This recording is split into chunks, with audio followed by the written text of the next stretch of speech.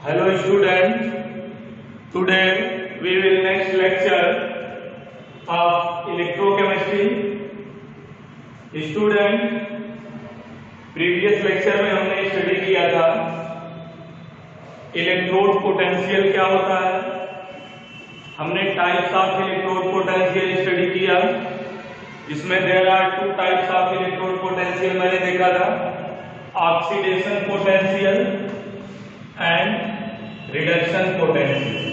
Means electrode potential दो type का मैंने देखा, oxidation potential and reduction potential. Okay, standard electrode potential मैंने देखा। आज हम आपके लिए न्यू टॉपिक लेके आए हैं, electromotive force of a cell. Electromotive force of a cell. Okay, आप इलेक्ट्रोमोटिव फोर्स को आप शॉर्ट में लिख सकते हैं EMF of cell.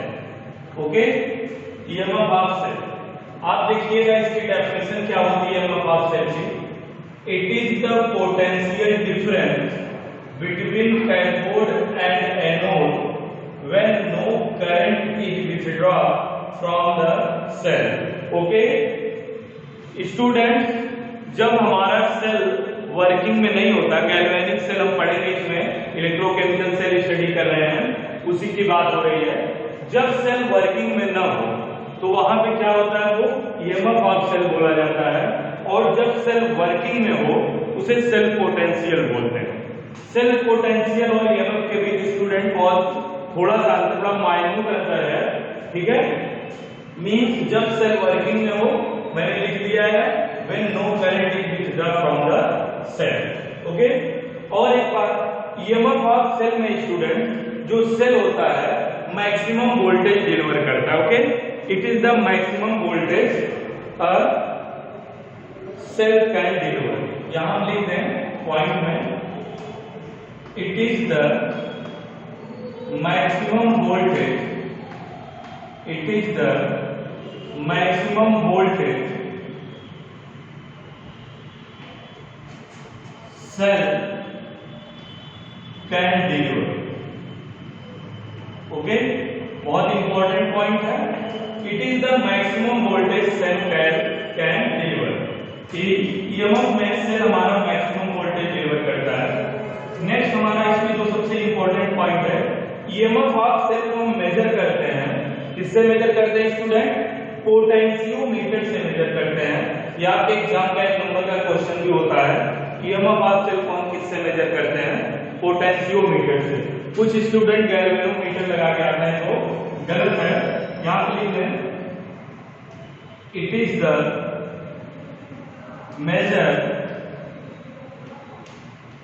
measure of potentiometer,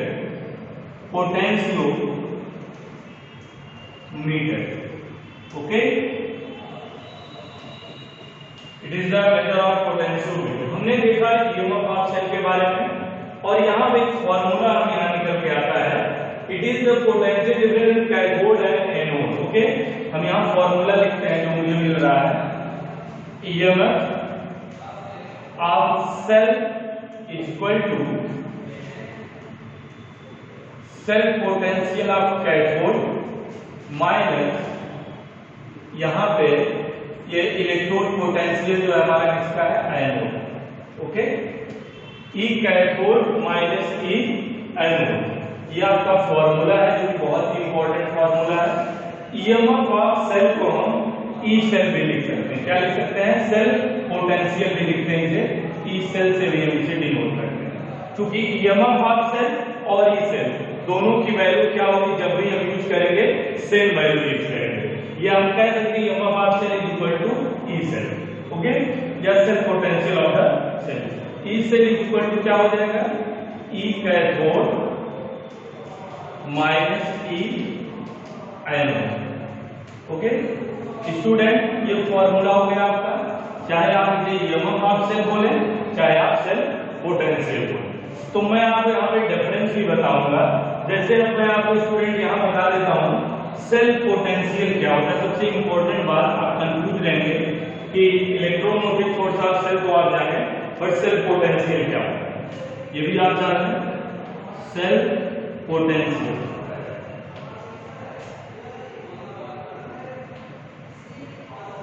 student self potential जो होता है आपका, it is the potential difference, it is the potential difference, potential difference when cell is working, when cell is working। Student जब हमारा सेल वर्क कर रहा होगा, cell जब वर्किंग में होगा तो हम क्या बात करेंगे, सेल पोटेंशियल की बात करेंगे। और बड़ी छोटी सी बात बताई, जब सेल वर्किंग में नहीं होगा, जब सेल वर्किंग में नहीं होगा तो वहां ईएमएफ ऑफ सेल की बात आ जाएगी, और जब सेल वर्किंग में होगा तो वहां सेल पोटेंशियल की बात आएगी। तो बहुत माइन्यूट वोल्टेज का डिफरेंस होता है स्टूडेंट, इसीलिए हम इसे क्या मानते हैं, इक्वल मानते हैं। ये मैंने सेल पोटेंशियल को जो it is denoted bye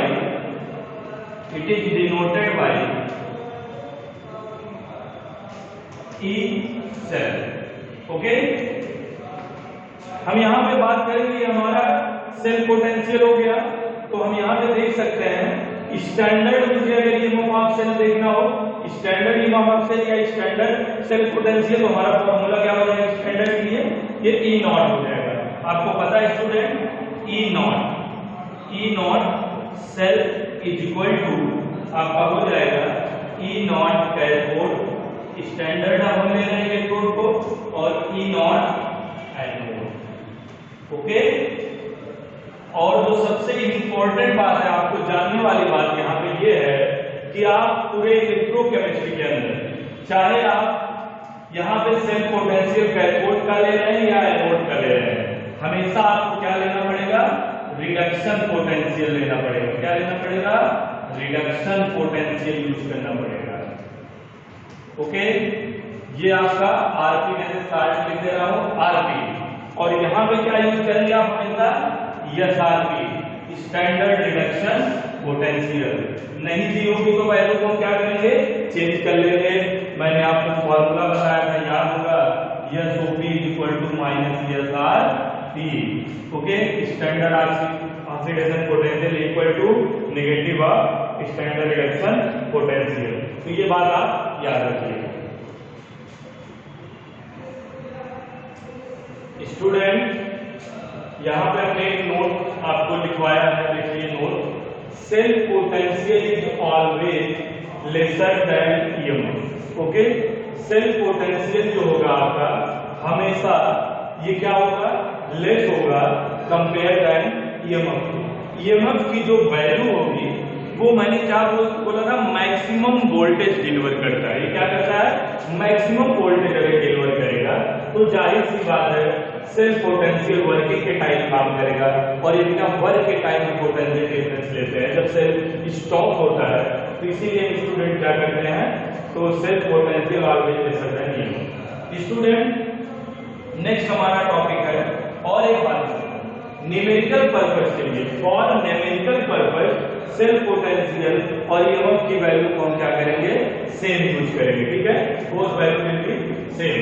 measurement of standard electrode potential, SEP का मींस स्टूडेंट क्या है, SEP, S stand for standard, E means electrode. मैं इस बात को यहां लिख देता हूं, पोटेंशियल। स्टूडेंट यहां से आप लेक्चर देखने के बाद आप सीधा बुक से जुड़ेंगे, बुक में हर चीज आपको डिटेल्स में अच्छे से नोट्स आपको मिल जाएगी। हालांकि मैं भी आपको नोट्स ही दे रहा हूं, हर इंपॉर्टेंट टॉपिक यहाँ डिस्कस किया जा रहा है, लेकिन बुक बहुत ही इंपॉर्टेंट होता है, आप उससे जुड़ेंगे, आप उससे और अच्छी नोट्स अपनी बना सकते हैं। Okay student, electrode potential of single electrode can not be measured.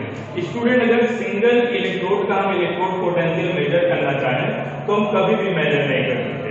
उसके लिए स्टूडेंट सर्किट हमारी कंप्लीट नहीं होगी सिंगल इलेक्ट्रोड के लिए, तो जब हम सर्किट सेल की कंप्लीट करेंगे तो एक रेफरेंस इलेक्ट्रोड लगा के हम पूरे सेल की सेल पोटेंशियल या इलेक्ट्रोड पोटेंशियल को निकाल सकते हैं। Student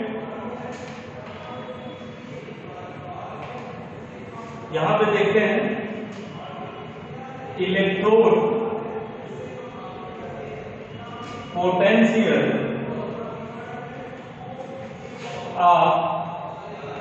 single electrode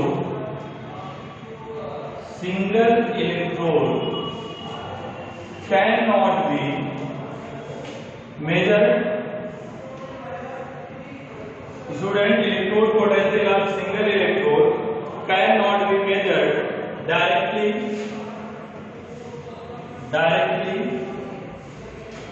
So it use reference electrode. Reference electrode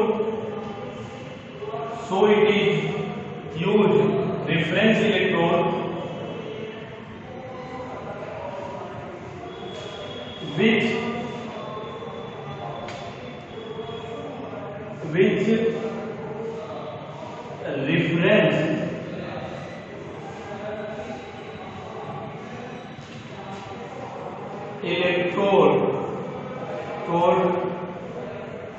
reference electrode is known as standard hydrogen electrode SHP। जो हम रेफरेंस इलेक्ट्रोड स्टूडेंट यूज करेंगे उसको हम क्या बोलेंगे? Standard hydrogen electrode. बिना रेफरेंस इलेक्ट्रोड लगाए हुए हम सिंगल इलेक्ट्रोड का पोटेंशियल कभी मेजर नहीं कर सकते। ओके, हमारा नेक्स्ट अब आपका टॉपिक है यहाँ पे स्टैंडर्ड हाइड्रोजन इलेक्ट्रोड क्या होता है। ओके, इसे हम रेफरेंस इलेक्ट्रोड के नाम से भी जानते हैं। Reference electrode. स्टूडेंट, स्पेलिंग कुछ जल्दबाजी में मिस्टेक भी हो सकती है, आप उसे देख लीजिएगा। Reference electrode, standard hydrogen electrode को हम रेफरेंस इलेक्ट्रोड बोलते हैं। आइए देखते हैं इसके कंस्ट्रक्शन को कैसे ये बनाया गया है। एक कंटेनर लेते हैं स्टूडेंट,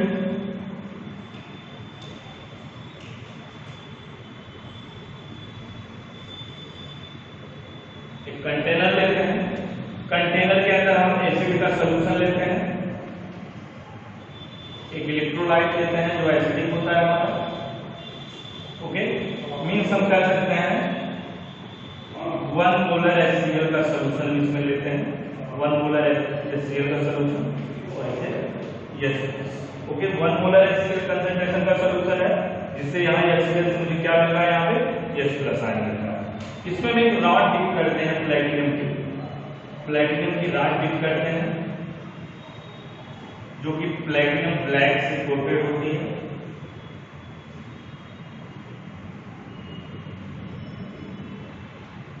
ओके, यहां हम ग्लास का एक बॉक्स इसको क्या करते हैं? कवर कर देते हैं ऐसे।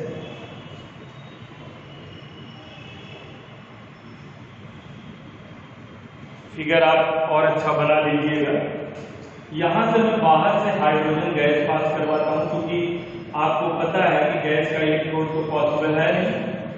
यहां से मैं H2 गैस पास करवाता हूं, जिसका pressure H2 gas pressure at 1 bar या 118। ओके,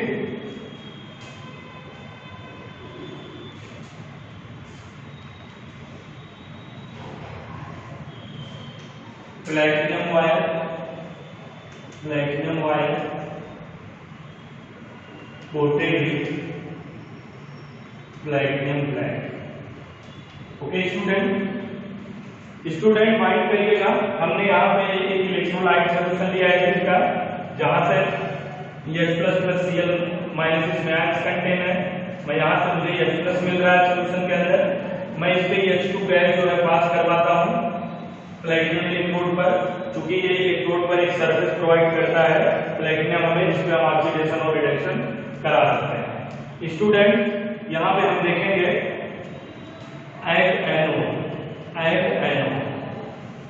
एनोड की स्टूडेंट बात करेंगे हम यहाँ पे, तो एनोड पर क्या होता है स्टूडेंट? हमेशा ऑक्सीडेशन होता है। तो मैं यहाँ पे लिखूंगा H से H+। ओके, H से H+ में कन्वर्ट हो रहा है, H2 से H प्लस में ऑक्सीडेशन नंबर 0 है और 0 से प्लस मतलब ऑक्सीडेशन नंबर इंक्रीज कर रहा है। एटम्स को बैलेंस करते हैं 2 एटम्स, यहाँ पे 2 इलेक्ट्रॉन क्या हो रहा है, रिलीज हो रहा है। तो ये एनोड है, यहाँ पे क्या हो रहा है, ऑक्सीडेशन हो रहा है। ओके स्टूडेंट, तो इसका सेल पोटेंशियल क्या हो जाएगा स्टूडेंट, E H2 एक single line H plus 0.004। Okay student, आप माइंड करिएगा जो आपका ये स्टैंडर्ड हाइड्रोजन इलेक्ट्रोड होता है, इसका जो है एनोड पर सेल्फ पोटेंशियल ऑक्सीडेशन और रिडक्शन दोनों पोटेंशियल क्या होता है, 0 होता है। इसीलिए हम इसको रेफरेंस इलेक्ट्रोड मानते हैं। यहाँ पे वोल्ट जो होगा इसका क्या होगा, 0 होगा। अब यहाँ पे देखिए कैथोड क्या हो जाएगा, H प्लस से H2। यहाँ पे देखिएगा बैलेंस करते हैं 2 प्लस 2 इलेक्ट्रॉन गेन करेगा, तो यहाँ पे क्या दिखाई दे रहा है आपको, रिडक्शन दिखाई दे रहा है। रिडक्शन के लिए यहाँ पे लिखते हैं E H प्लस H2। ठीक है, cell potential of H plus two H2 क्या हो जाएगा, 0.00 वोल्ट। ये आप यहाँ देख पा रहे हैं ऑक्सीडेशन और रिडक्शन, ऑक्सीडेशन पोटेंशियल है, रिडक्शन पोटेंशियल दोनों क्या है, 0.00 वोल्ट। तो हम क्या करते हैं स्टूडेंट, किसी भी अननोन इलेक्ट्रोड का इलेक्ट्रोड पोटेंशियल निकालने के लिए उसको रेफरेंस इलेक्ट्रोड से कनेक्ट करते हैं और साल्ट ब्रिज का यूज करते हैं। उसके बाद हम क्या करते हैं, यहां से जो है इलेक्ट्रोड पोटेंशियल हम निकाल पाएंगे। स्टूडेंट, अब हम यहाँ पे आपको जो है स्टैंडर्ड हाइड्रोजन इलेक्ट्रोड के साथ measurement of standard electrode potential कैसे करते हैं इस बात को, ये आपका क्या है, स्टैंडर्ड हाइड्रोजन इलेक्ट्रोड जो मैंने रेफरेंस बनाया था, इसकी वैल्यू क्या होगी, ये रिडक्शन या ऑक्सीडेशन सिचुएशन के अकॉर्डिंग चेंज करेगा। अगर यहाँ दूसरे कंटेनर में ऑक्सीडेशन हो रहा होगा तो ये रिडक्शन की तरह काम करेगा, ये रिडक्शन हो रहा होगा तो ये ऑक्सीडेशन की तरह काम करेगा। क्योंकि ये रेफरेंस इलेक्ट्रोड है, मैंने यहाँ पहले से ही स्टूडेंट डिस्कशन कर रखा है, E0 H प्लस H2। ये आपका केस कौन सा है, स्टैंडर्ड रिडक्शन पोटेंशियल का केस है, SRP का केस है। क्योंकि क्या हो रहा है, प्लस से 0 हो रहा है, ऑक्सीडेशन नंबर डिक्रीज कर रहा है, तो 0.00 वोल्ट। और यहाँ पर स्टूडेंट क्या है आपका, E0 H2 oblique H plus, ये क्या हो गया, ये भी आपका 0.00 वोल्ट। ये दोनों तरह बिहेव आपका कर सकता है। ये आपका Zn2 प्लस है, ये आपकी जिंक की रॉड है। ओके, यहाँ पे फ्लो ऑफ इलेक्ट्रॉन, मुझे जिंक का इलेक्ट्रोड पोटेंशियल लेना है, स्टैंडर्ड इलेक्ट्रोड पोटेंशियल क्या होता है वही हमें यहाँ पे निकालना है। ओके, आप स्टूडेंट यहाँ देखेंगे अगर यहाँ पे Zn फ्लो ऑफ इलेक्ट्रॉन इधर से हो रहा है एनोड साइड से, क्योंकि जिंक जो है H2 से इलेक्ट्रोकेमिकल सीरीज से हाइड्रोजन से ऊपर है जिंक, तो ये रिएक्टिव होगा उसके कंपेयर में। तो Zn क्या करेगा, एनोड पर आप ऑलवेज जानते हैं ऑक्सीडेशन होता है, ये 2 इलेक्ट्रॉन रिलीज करेगा और इलेक्ट्रॉन यहाँ पर फ्लो ऑफ इलेक्ट्रॉन होना शुरू हो जाएगा। ये ऑक्सीडेशन की तरह बिहेव करेगा, ये हमारा किस तरह बिहेव करेगा, दूसरा रेफरेंस इलेक्ट्रोड कैथोड की तरह बिहेव करेगा। ओके, ये आपका किस तरह बिहेव कर रहा है, कैथोड की तरह बिहेव कर रहा है, ये आपका इधर एनोड की तरह बिहेव कर रहा है। ओके, यहाँ मैं लिख सकता हूँ रिएक्शन कैथोड के लिए लिख सकता हूँ, ध्यान देखिएगा यहाँ पे आपका हो जाएगा H प्लस से H2 मीन्स 2, यहाँ पे 2 इलेक्ट्रॉन गेन हुआ, ये है कैथोड। ओके स्टूडेंट, तो यहाँ मैं देखूंगा और हाँ कंप्लीट सेल के लिए मुझे साल्ट ब्रिज लगाना पड़ेगा।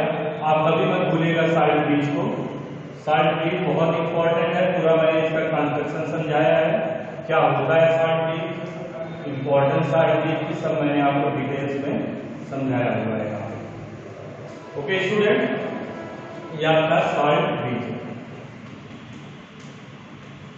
देखते हैं यहाँ मैंने लिखा है टू मेजर द SRP और SOP, standard reduction potential and SOP दोनों of an element, it is combined with standard hydrogen electrode to make a complete cell and then its standard EMF is calculated using a potentiometer. Potentiometer लगा के हम क्या करेंगे, EMF उसका calculate कर लेंगे। Student इस सेल के लिए, इस कंप्लीट सेल के लिए जो वैल्यू है, गिवन वैल्यू है, साइंटिस्ट के द्वारा जो डिस्कवर वैल्यू है, जो काउंट की गई है, निकाला गया है, E naught cell is equal to होता है 0.76 volt. Okay, E naught cell होता है 0.76 वोल्ट इस सेल के लिए। तो हम जानते हैं, you know, E naught cell is equal to क्या होता है, स्टूडेंट बताएंगे आप मुझे, E नॉट सेल क्या जानते हो आप? E naught cathode minus E not anode.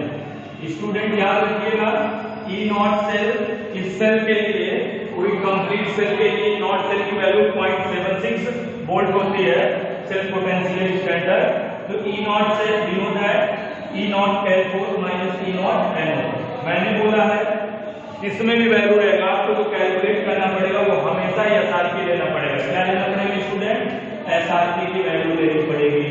तो यहाँ पे क्या करिएगा, E नॉट कैथोड, इसकी वैल्यू क्या हो गई, यहाँ पे 0.76 वोल्ट हो गई, equal to E naught cathode. Cathode आप देख रहे हो यहाँ पे, ये H प्लस H2, इसका पोटेंशियल कितना है, 0 0। क्या है इसका, 0। इसकी पूरी वैल्यू 0.00 वोल्ट हो गई।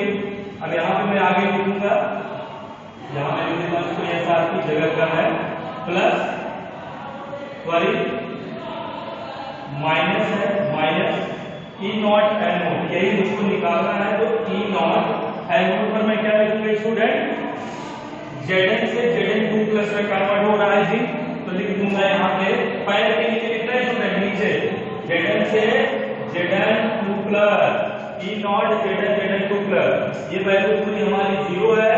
तो माइंड करिएगा स्टूडेंट, क्या आ जाएगा, ध्यान से देखिएगा स्टूडेंट, बहुत इंपॉर्टेंट बात बता रहा हूं, रेफरेंस इलेक्ट्रोड से कनेक्ट करके। तो ये वैल्यू आ जाएगी आपकी minus E naught Zn2 plus is equal to 0.76 volt.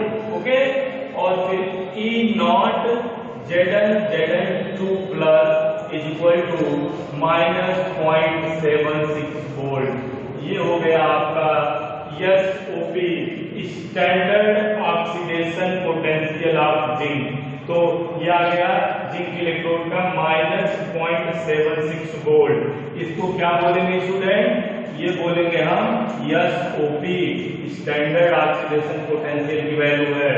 और मैंने एक बात बताया था, इसका SRP कैसे लिखेंगे आप, ठीक है, आप खुद बताएं इसका SRP क्या होगा, you know, SOP is equal to minus SRP। आप जानते हो ये, तो मुझे पता क्या है, SOP की वैल्यू पता है, SOP की वैल्यू मेरी क्या है, माइनस 0.76 वोल्ट SOP की वैल्यू है। और SRP लिखना हो तो क्या हो जाएगा student, SRP is equal to minus SOP, और SOP की वैल्यू मुझे क्या मिली है, माइनस 0.76 वोल्ट। देखिए स्टूडेंट, मैं डायरेक्टली भी कर सकता था कि प्लस होगा, ये हो जाएगा माइनस माइनस प्लस 0.76 वोल्ट। हमें उम्मीद है आपको ये बेहतरीन तरीके से समझ में आया होगा, बिल्कुल कंफ्यूज होने की जरूरत नहीं है। ओके, जब SOP की जो वैल्यू होगी उसका साइन चेंज कर दोगे तो SRP आ जाएगा। ये फॉर्मूला याद रखिएगा। Okay student, thank you student. आगे हम इस लेक्चर को डिस्कस करेंगे